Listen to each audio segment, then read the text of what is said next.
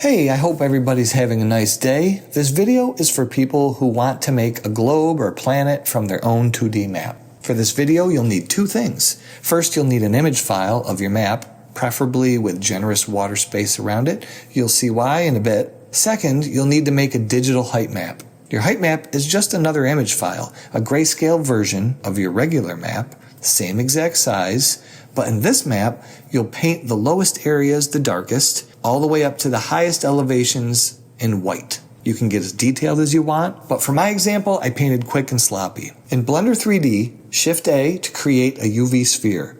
Tab into Edit mode, hit 1 so you edit vertices, then select and delete the north and the south poles. This will leave two nice openings that we're going to change. Hold Alt and click the first open loop here, select it, hit E to extrude and hit Enter. Hit S to size it and shrink it down a little bit, and then up in this mesh menu, choose Grid Fill. Do this on both ends, and we're good to go for the next step. Next, go up to the Object menu and choose Shade Smooth. In case you've resized your sphere, you need to hit Ctrl A and apply the rotation and scale so we don't get weird results. Go up to the tabs along the top here, those are different workspaces, and choose UV Editing. Mouse wheel scroll up on the top over here to make sure that you're in the viewport shading so you can see the texture, the image, when we add it in. On this left screen here, choose Open, drop in your map image, and with your mouse over the right screen, hit Tab to go into Edit mode. Then hit A, and that selects everything. Now hit U, and it opens up the Unwrap menu. And here, choose Unwrap Conformal. On the property icons on the right, there's a whole bunch of them here vertically. Click on the one that for materials. It's the one that looks kind of like a beach ball. And if a new material is not already created, click New and name it. Where it says Base Color, click that little dot to the left and choose Image Texture. In the drop down, your image will be listed right there. So choose that and it'll show up on your planet, but it's going to be sideways. So with everything still selected, move your mouse over to that left screen and then hit A, and that'll select all the geometry that's over there. So if you hit R and then type in 270 and hit Enter, it'll rotate 270 degrees and fix your image on the globe. Now on that left workspace, you can use G and then move the mesh around, or you can hit S and then Y, and that will let you change the height only, or you can hit S and then X to change the width only. Now do this however you need until your map looks good to you on the sphere. Tab back into Object mode and hit over here on the right, there's a little monkey wrench icon on that right property panel. That's for modifiers. So click on that and then click New Modifier. And you want one called Subdivision Surface. So click that, and I change both these numbers to 5. If that's too much, you can change it to 4, it'll be fine. Then hit that little black V drop-down menu and choose Apply. Now your sphere has a really dense mesh, and we can get some really good details in it.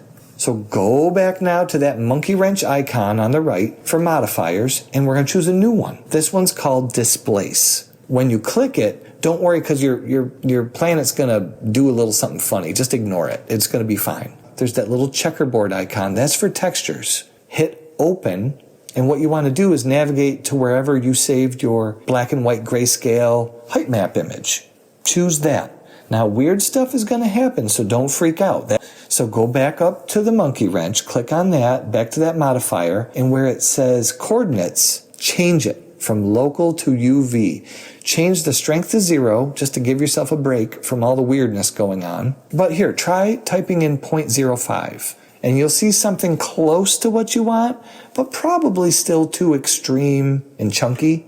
I mean, choose whatever value you want for strength. I think I'm going to go with 0.25, and now I'm going to hit Apply on this modifier as well. Now we have this 3D planet. Now I'm going to switch up my shading mode to the lit mode, the lit shaded mode, so you can see how light affects your scene.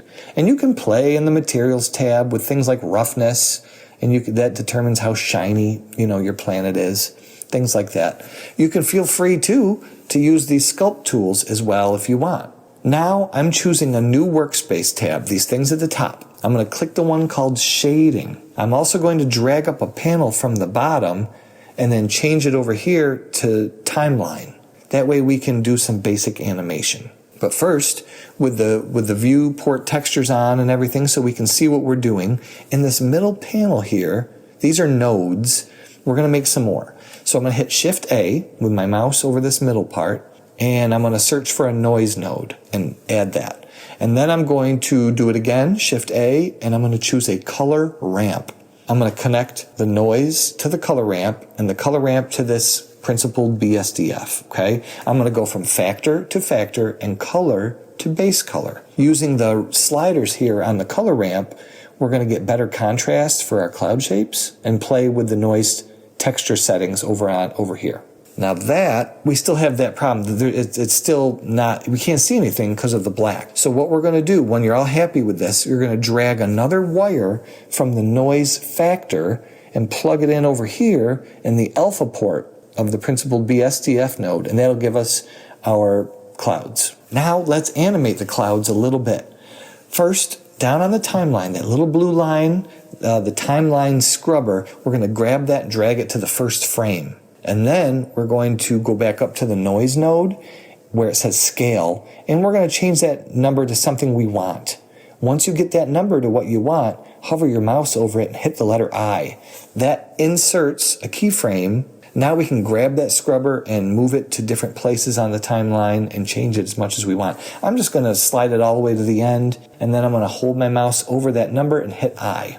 Now we're going to animate the planet turning on its axis. So I'm going to grab that blue timeline scrubber and bring it all the way back to the first frame. Then I'm going to click on the planet. I'm going to hit the letter K, and that makes a keyframe.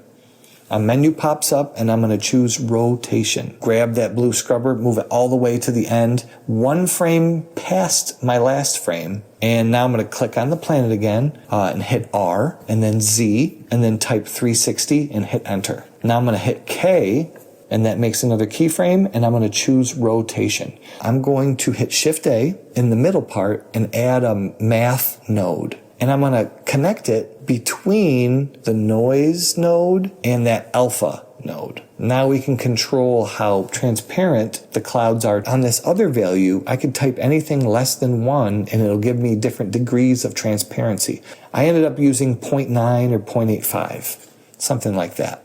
Vertical row of property icons and look for the world properties. Click on that and change the color to black. That'll make the whole background look like we're in space. Now here, I'm going to make keyframes for the cloud layer to rotate as well. So do the same thing you did for the planet.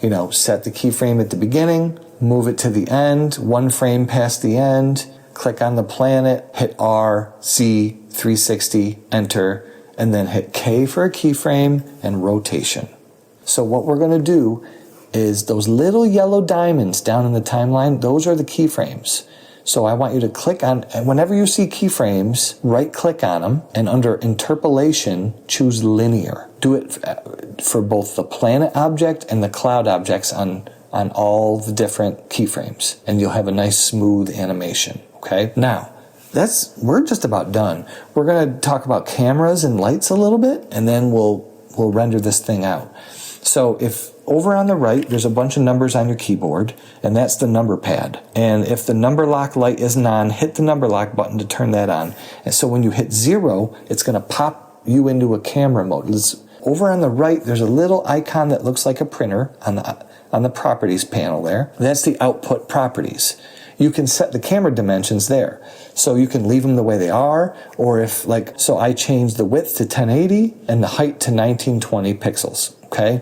Now down on the camera properties, this part isn't that important, but if you want, you can change this slider under viewport display, and that makes anything that's not in your camera view disappear when you look through the camera, so you don't get distracted. And up here, I'm going to hide some of these guides so it's a little bit less cluttered. Now you can preview, get an idea what the animation is going to look like. But I see we have a little bit more to do. We have to fix the lighting, and then we're pretty much done. So if I hit the number pad 0 again, it pops me out of camera view, and I can click on this light, hit G and move it over here. And over in the properties, I'm going to turn it from a point light into a sun lamp. And then I can use R to rotate the angle of the sun. And over here in the properties, I can change the angle number. That changes how the light spreads out. Set that to however you like. You can change the color of the light and the strength. When that looks pretty good, now I'm going to duplicate that light and switch it into a different kind of light. I'm going to switch it to a point light, and I'm going to make it a lot weaker. It's going to be so much weaker than the other one. I'm going to change the color to a cooler bluish color, and then play with the positions of both lights and the intensities until I'm happy. The reason I made this other light is so that the shadows aren't pitch black. It's dark, but you can see some details in the shadow. All right.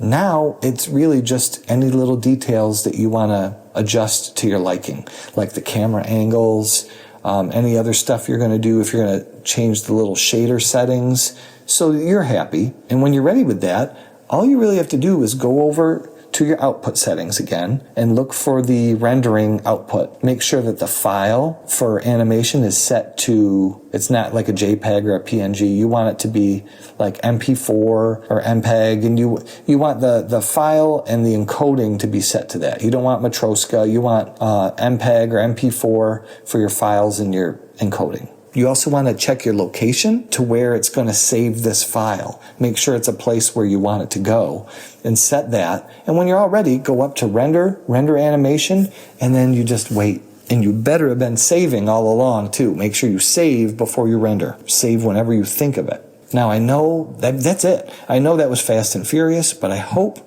you make super cool stuff.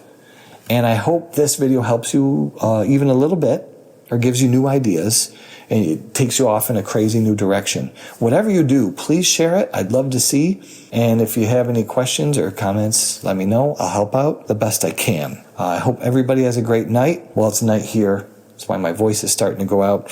I hope everybody's doing well, and I'll talk to you soon.